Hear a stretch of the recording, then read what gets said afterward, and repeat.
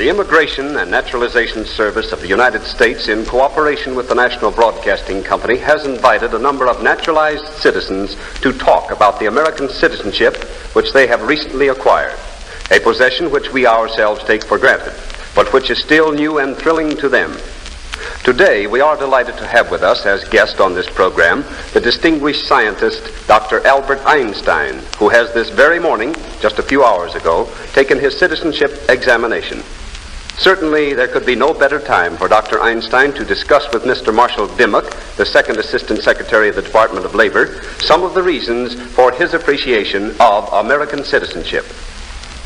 Dr. Einstein, I know that you seldom give interviews, and so I want to thank you on behalf of all of our listeners for coming here today. I'm sure that what you have to say will be of real interest and service to your new country. It is clear to me that it was a self-evident duty to accept this invitation. Though I must tell you that I do not think words alone will solve humanity's present problems. The sound of bombs drowns out man's voices. In ordinary times, times of peace, I have great faith in the communication of ideas between thinking men. But today I am afraid the intellectual way to appeal to man is fast becoming of little avail, with broad force dominating so many millions' lives. This morning, Dr. Einstein, I was privileged to be present while you took your final examination for American citizenship. Will you tell us why you, who are international in your outlook and by virtue of your scientific interests, prefer to live in America rather than in any other country? 7 years ago, Mr. Dimmock, when asked for the reason why I have given up my position in Germany, I made this statement: as long as I have any choice, I will only stay in a country where political liberty, toleration, and equality of all citizens before the law is the rule. Political liberty implies liberty to express one's political opinion orally and in writing, and a tolerant respect for any and every individual opinion. That is real American doctrine. But tell me, do you feel that America still fulfills the requirements you mention as a place in which to live? Yes, Mr. Dimmock. Making allowance for human imperfections, I do feel that in America the most valuable thing in life is possible: the development of the individual and his creative power.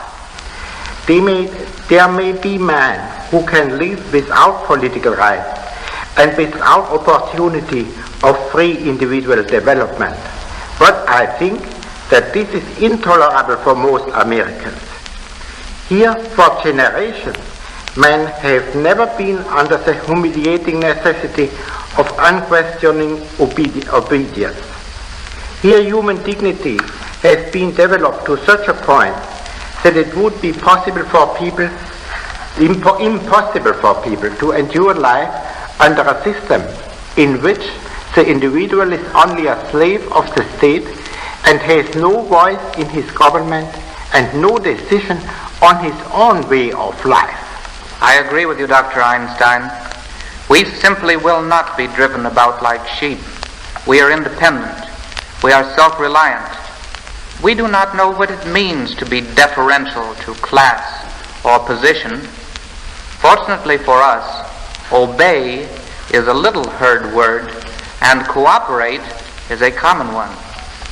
Yes, I think from what I have seen of Americans since I have come here, they are not suited by temperament or tradition for existence under a totalitarian system. I think that most of them would not find life worth living so. Therefore, it is very important that they consider how these liberties that are so necessary to them may be preserved and defended. I am glad to hear you say that Americans can cooperate, because nothing truly valuable can be achieved except by the unselfish cooperation of many individuals. Dr. Einstein, you are a scientist and must regard scientific progress as one of man's highest achievements. And yet it seems to many people nowadays that science and invention have brought human beings more trouble than good. Technological unemployment, international quarrels for the raw materials of industry, and finally the weapons of mechanized warfare. How do you think the discoveries of science might be turned from man's own destruction to his advantage? Science has provided the possibility of liberation for human beings from hard labor. But science itself is not a liberator. It creates means, not goals. Man should use them for reasonable goals. When the ideals of humanity are war and conquest, those tools become as dangerous as a razor in the hands of a child of 3. We must not condemn man's inventiveness and patient conquest of the forces of nature because they are being used wrongly and destructively now. The fate of humanity is entirely dependent upon its moral development. I have often wondered why it was that leaders in science and culture had so little influence on the course of political events. What is your opinion in that matter? I think it is quite understandable. Scientists and artists, through their works, frequently have had enduring influence even in the realm of politics. But in order to influence the course of political events directly, one must also have the gift to influence people and their actions directly.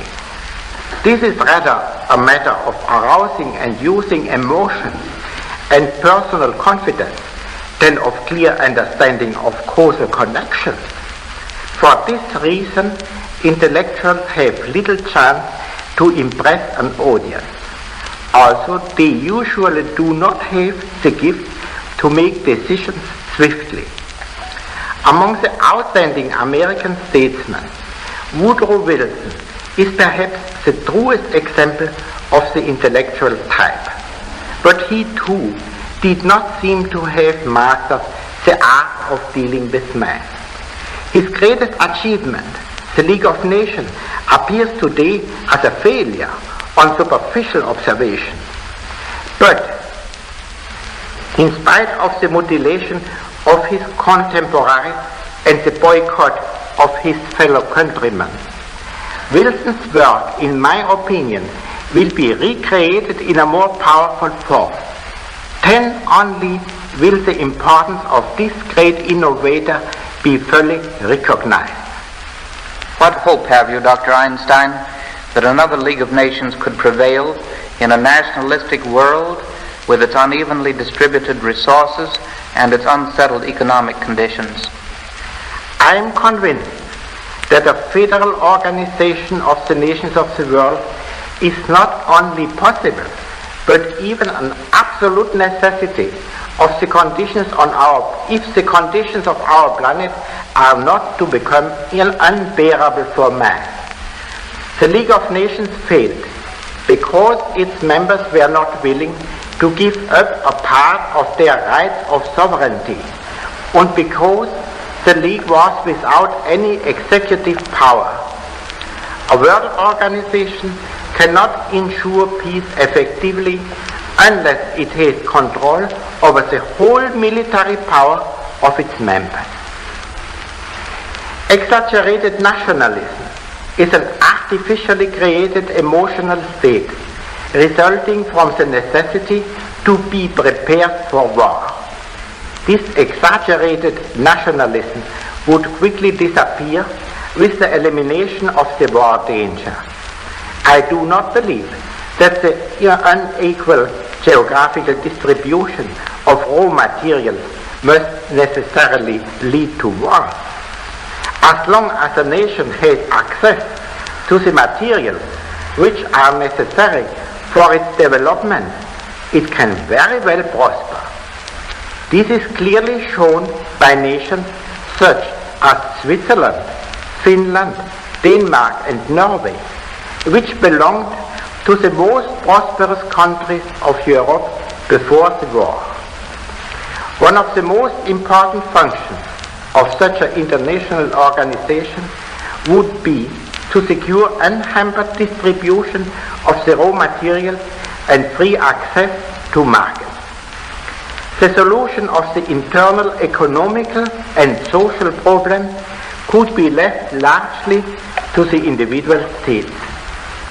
I cannot help but wonder if this statement is not a bit too optimistic. Can one strive towards an international order founded on justice, while on the other side of the Atlantic brute force is strangling one democratic nation after the other? I am far from being optimistic.